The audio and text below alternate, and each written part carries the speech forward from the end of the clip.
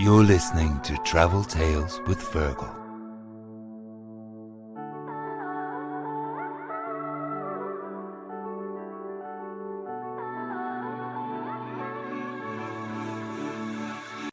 Hello, my name is Fergal O'Keefe and you're very welcome to the podcast.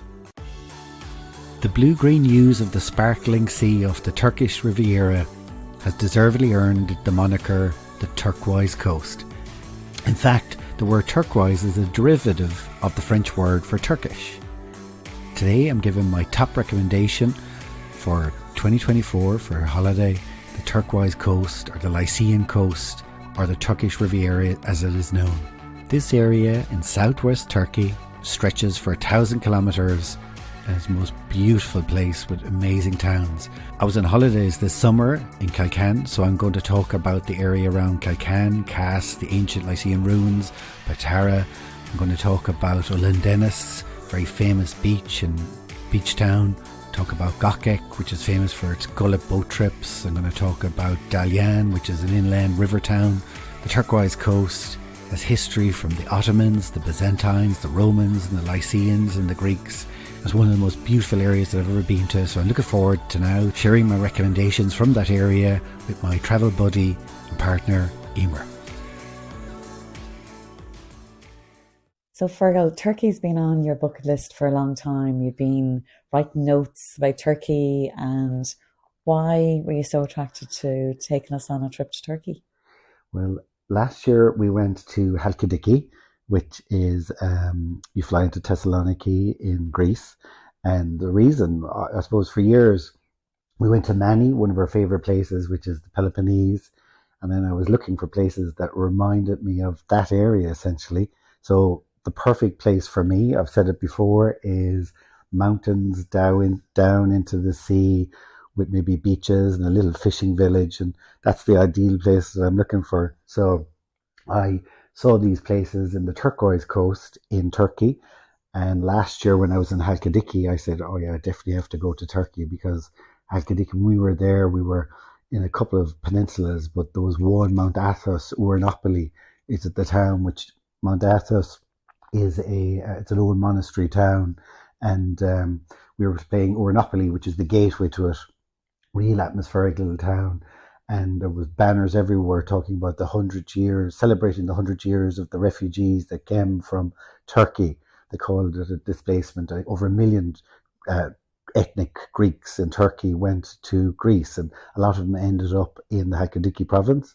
So there was posters up. It was like 100 years. It was 1922. It happened during the 1920s in the Turkish-Greek War. It was really interesting. And obviously everywhere I go, from a natural point of view, I love that, but then I also love places with history, and Greek and Turkey have that in miles. So I really wanted to go to this area, Kalkan, Kas, around there, because basically they're like little Greek villages in Turkey, because that's where a lot of the Greeks would have come from when they were displaced. And then the actual Turks that were in Greece, they ended up in Kalkan. So I think you'd agree, it feels like the bougainvillea, is how you pronounce it, the flowers with the wooden balconies and the whitewashed walls. It has the feel like little medieval Turkish or medieval Greek towns. Yeah, so that was the big attraction. It really, really felt like we were in Greece at times when we were in Turkey, which was lovely because we love Greece. And Turkey, I mean, listen, we absolutely loved each part of the holiday, but I suppose, what was your highlight? Well, I suppose Kalkan was the place where we spent most of our time. I suppose the reason why I picked that is, I'd really recommend it for people with families. Like it's a beautiful little bay with the old town in the centre of it, but then going all around it up into the hills are loads of villas. So it's a perfect place for families. It isn't that well known with Irish people. So you fly into Dalaman, is the airport, which is southwest Turkey. And then I'd say it's about an hour to an hour and a half from Dalaman airport down to Kalkan. And it's really popular with British. I mean, I've heard people saying it's a bit like the West Counties on the Mediterranean. And there are lots of English there, but we didn't meet any Irish. But the reason why it's so popular is, one, it's got a beautiful place, but it's great value. But particularly, I'd say, because there's loads of villas all around the hills. So it's a lot of families staying. And, like us, we're a family of 6. So if you're a family of 6, to pay into a hotel compared to paying into a villa for less or the same price, you will get so much more. I mean, we stayed in a villa there in Kalkan, up in the hills above the town, looking out onto the bay. Every room had like looking out onto the sea, but with a pool, a gorgeous setting. It was a short walk, I would say. I'll put up photos on Instagram, but like it was a short walk. I'd say less than 5 minute walk, 2 minute walk down to a beach club. And that's the other thing about Kalkan, actually. So it's a bit unusual in a way that there isn't really any beaches in the area. The actual town of Kalkan has a town beach, but it's like a little pebbly beach. But it isn't a massive thing on our list is beaches. Like our kids, they love beach clubs or jumping off the rocks directly into the sea. Would you agree with that? They absolutely just need somewhere to jump from. So Exactly. in this instance, it was perfect because there's diving boards at each of the beach clubs and they could dive into it. But what I really liked about this area is that you actually don't really need a car. You could take a transfer from the airport to Kalkan, and then there's boat taxis to go to all the different locations, and there's a good bus service. So apart from the fact that the villa was probably the nicest place that we've ever stayed in, and for like the budget was just ridiculously cheap for what we got. I just think it would be an amazing place just to even go for a week's holiday. Yeah, and I noticed actually loads of companies, there was loads of like taxi companies doing airport drops, and I don't know what the price was, but it wasn't that expensive per person. Kind of reminded me maybe of skiing trips where you get the little buses, but there's loads of that. So yeah, that's definitely an option. And say what we also loved about Kalkan, I suppose we've got teenagers, so it's a buzzy town. So every night, like there's a real buzz in the streets. I mean, they say they have over 200 restaurants in this little town. So it's narrow streets. It's got all the markets with the street sellers, and the kids love that, haggling with the guys, trying to get football jerseys for knockdown prices and trying to haggle with them, and loads of restaurants all around all the way down to the seafront. And, I mean, when we arrived our first night into the village, the very first restaurant we went into, which was probably one of the nicest that we went to, was called Salonika. And it was named after Thessalonica, which the Greek name for Thessalonica, where we flew into last year to go to Halkidiki, Thessalonica, which is the second biggest city in Greece. It used to be part of Turkey.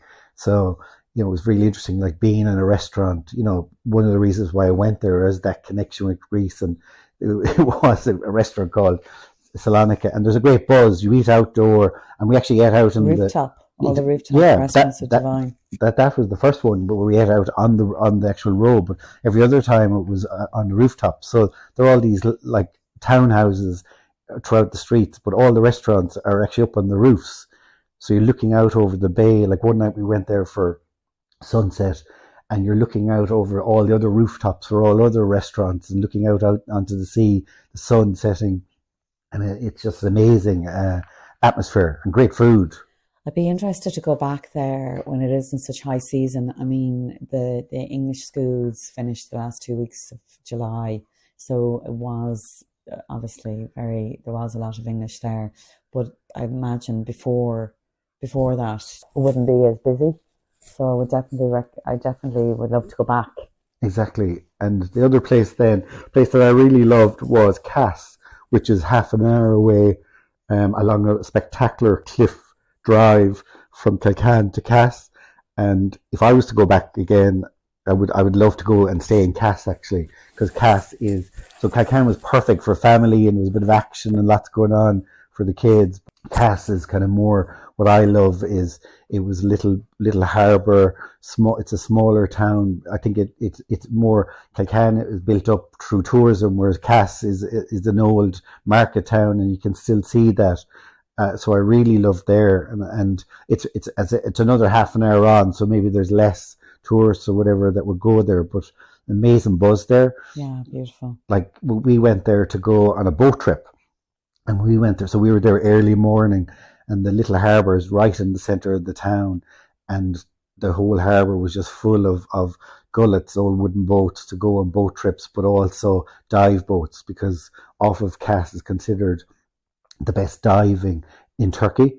So it kind of reminded me of Cairns where you learned to scuba dive. It had that buzz early morning, and all these people getting ready on the dive boats and getting the gear and the nervous energy that you feel in the harbour. I just love that buzz. So I'd love to be there and to be able to go diving from Cass, because it's supposed to be spectacular, but I love the atmosphere.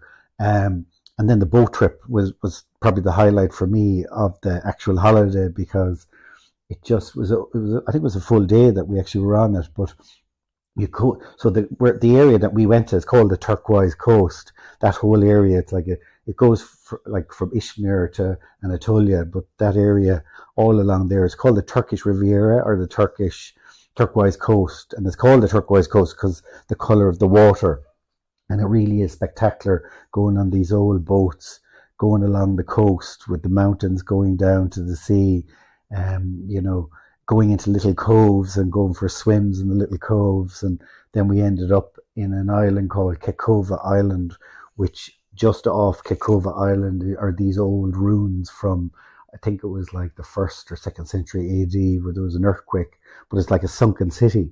So the boat slowly goes over the city, and you can see like old Byzantine church and like streets and these old tombs that are a bit like dolmens, like they're tombs built on stilts. So some of them even coming out, some half submerged out of the water.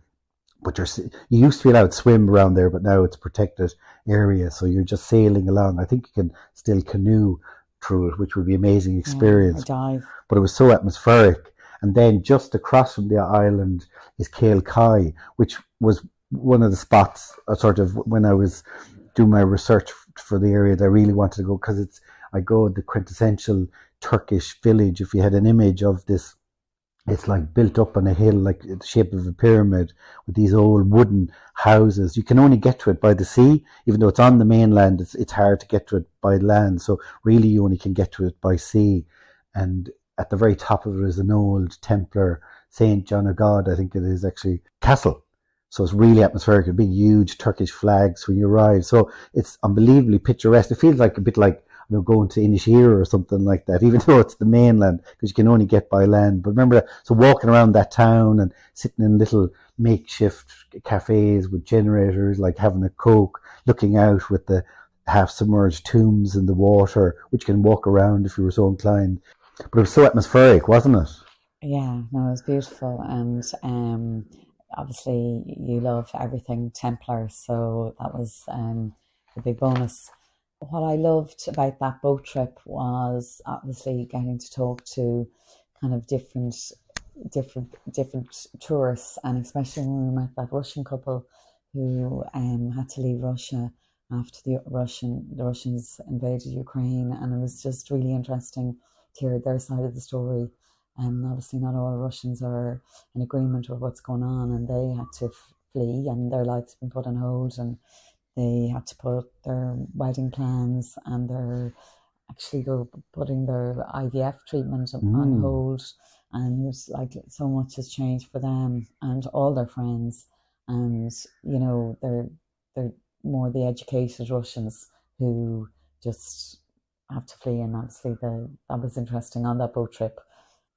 You kind of summed up, see what I love about like something like that, being on that boat trip, because it was all kind of what to call them, like not deck chairs, what are they called, like chairs you lie out on. Yeah, well, they're wooden deck chairs, aren't they? Yeah, but we were lying out on chairs, but anyway, we were all right beside each other, but getting to talk to them, and while you're stopping off in these beautiful coves and like see turquoise sparkling water, diving in for swims and then back out and hearing their stories. And that's what I love about traveling. You get to meet people and you get to hear their stories, and people are probably more open in those kind of situations than they might be in others. So it really kind of summed up what I love about traveling, really. Yeah, and it makes you do have to kind of push yourself to go to interesting places, to meet people that are, I suppose, non-Irish, and that's where you get to learn more about the world. I thought you were going to say to push yourself to talk to the people, because That's what you're good at, and I'm not good at. I'll let you do the talking. But it was brilliant then going back to Cass and arriving into the village in the evening with all the boats coming in, and there was a beautiful little square with like a park, a little park right in front of the harbour, and there was old guys playing backgammon, and the locals were out, and we ate in a gorgeous restaurant. We got a recommendation actually from the Russians. So that was probably the best food we had. Yeah, it was amazing food. So that was spectacular. And then the drive back which wasn't amazing. Well, yeah, but that's just because it was dark and you were nervous wreck because it was like a bit like the Amalfi Coast. So you had no faith in my driving ability, but well, it's true. The kids had no faith in your driving ability. But we got back in one piece. But the great thing is, again, if people don't want to hire a car, the buses and boats go between Cass and Kalkan. I would definitely consider that now that I know. I mean, there was buses to like really interesting places, all the interesting historical sites, and because car rental can be expensive, and I think that would be. And taxis weren't expensive. Oh my god! Like for the boys when they were going out, it was like €2 or €3 to get a taxi home. Exactly. And that's actually another cool thing about Kalkan is said there's all around the bay. There's all these beach clubs, which some are like different levels, but some are very fancy with pools in them and really cool. But you can get boats, little speedboats, so they bring you into town or out. So that's really cool feature as well. And everything's so good, it's such good value. So then we obviously spent some time inland. But before we go inland, I just want to, another place I must do visit is one of the visits beside Kalkan that we went to one day is Patara. So there are beaches near Kalkan. There's one called Camputus, which is just outside Kalkan on the way to Cass, and is considered one of the most Instagrammable beaches in Turkey. And it's because I was saying that's a cliff drive, and there's actually steps, something like 200 steps down from along the cliff drive down to the beach. And it's a little beach which now is actually packed. Like we didn't even stop, loads of cars and people heading down to the beach at that stage. And that's on one side, but then on the other side of Kalkan, it's called a place called Patara, which is an 18-kilometer beach, the longest beach in Turkey. And just right beside the beach is this ancient ruins, the Lycian ruins, because also this whole coast called the Lycian Coast, because the Lycians, who were pre-Greeks and pre-Romans, they were like all along that coast. They had many like ruins, but the capital was called Patara, which I absolutely loved. So that was like an ancient amphitheatre. Yeah, well, it was a whole city. I mean, you could walk around roads and go into buildings. The amphitheatre, which could fit a couple of thousand, again, I'll put up photos. It was just so atmospheric. That was very special, and it was obviously incredibly hot at that time because there's a heat wave all over Europe. But the kids loved it, and it just made me think, oh my God, we must bring them to Rome, and we must bring them to all those to Pompeii and all these interesting places, because they did love. That was kind of one of their highlights. Yeah, bar at the time when we were dragging them along in the searing afternoon heat. And then the beach was actually like Enniscrone in Sligo. It just felt like an Irish beach, didn't it? Yeah. Well, because it's a protected area, it's not. I mean, there was one or there was two, I think, hutty restaurants on the beach, but that was it. So the whole area is protected area because they have those turtles that laid their eggs on the beaches and the sand dunes. So in fairness to them, they do protect the area, and the fact that it's part of these ancient ruins, but it's definitely something to go to, would really recommend. So yeah, so definitely, I think the main consensus among the kids was they'd love to go back to Kalkan and Cass, and particularly the villa, which, could have been anywhere, I suppose, in one way, but they definitely love that. It is, especially when it's hot, having that, being able to go just hang out in the pool, out of the sun in the morning time, and then go off travelling in the afternoon. I suppose the reality is you couldn't really have a villa like that in any of the other countries we've been in, so because it would be a lot more expensive. So for the same amount of money that we'd get like a hovel in France, we're staying in this stunning villa in Turkey. So it was thumbs up for me. I feel that I feel that there's loads of scope around that area. Like there's all those hikes like if we were to go out of season, there's these incredible hikes. Like I definitely want to go back. There's so much more to see. Yeah. Being in there during the height of the summer did limit us a bit. True, because even in Kalkan, where we were sort of, I think it's called Calamar Bay, just like, 3 minutes from the town. But above us, then you're surrounded, as I said, all around by the mountains. And actually above us, only 15, 20 minutes away in the car, are mountain villages. And they're famous for, like, they have rivers, the restaurants serve trout, and they're these amazing they kind of even have these kind of canopies over the water where you can eat and you get all your food. So we didn't even go up there, up to the mountains, but definitely would like to go to that. And then above us, all along that coast, from Kalkan, from Kalkan to Fethiye, all the way, it goes all the way along the coast. I think it's 500 and something kilometers long, is the Lycian Way, which is the longest walk and one of the most famous walks in Turkey. So it is possible from the towns all along the coast here, even to do day trips up to the Lyceum Way, or if you're so inclined that it takes a month to walk it, but you'd have to be doing it in the autumn. But yeah, it's definitely something that we'd like to go back to. One for retirement. Mm-hmm. And I think we also really loved our trip to Dalyan. Our first few days inland. That was a real experience. I loved that. Why did you pick that location? Well, one, it was very close to the airport, because we were, so it's very handy. So it's literally a half an hour drive from Dalaman Airport. But Dalyan is a very famous. I wanted to experience that. It reminded me of maybe Southeast Asia, when you're up on the Mekong, those like Luang Prabang, those kind of towns on the river. So this is like on a river like Dalyan. It's inland, but amazing little town with these limestone cliffs across the water from the village, with all these massive, a bit like Mount Rushmore type, but from BC, these old, there were tombs built in, or a bit like Petra.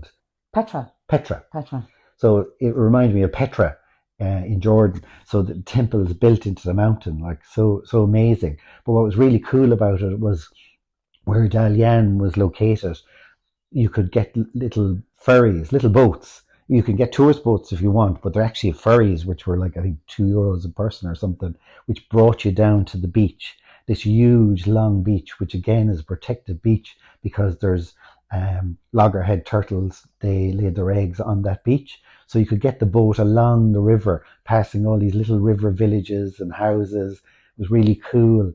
To go down for the day for the beach, and then you could actually go from Dalyan up the river to like a huge lake, which all around that lake there's little towns like Gocek, and there's the mountains are there with mountain towns. So there's loads to do around and visit around that. There's mud baths along the river. You can go over to the mud baths, or there's loads of activities on the river. But you still can get to the beach every day. So I loved that. Like it was something a little bit different, wasn't it? And what I liked about, I suppose, being on holidays in that area is you felt there was a lot of local, people from Turkey, coming on their holidays there. So there was it felt very authentic. 30% of people maybe came from overseas, and the rest were maybe Turks that were on holidays there. And it just, it was great to kind of watch them in their different ways.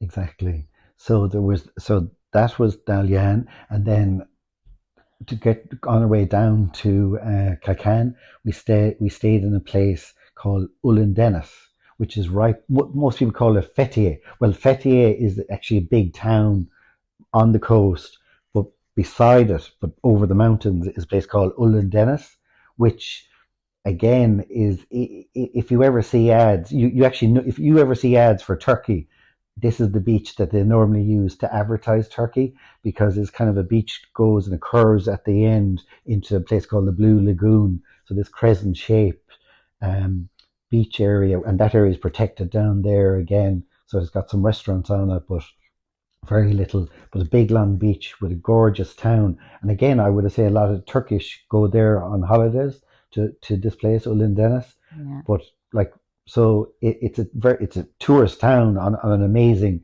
beach, surrounded by the mountains again, but spectacular, beautiful, isn't it? Yeah, absolutely stunning. It felt like it was all low rise, which I love. It was low rise, and it was just like it felt again like loads of kind of Turkish people on holidays and all their families, and a big mix of the different faiths there, and just kind of yeah, it was really beautiful. And it's famous for paragliding. Again, that's something you always see if you ever look up at Olundeniz.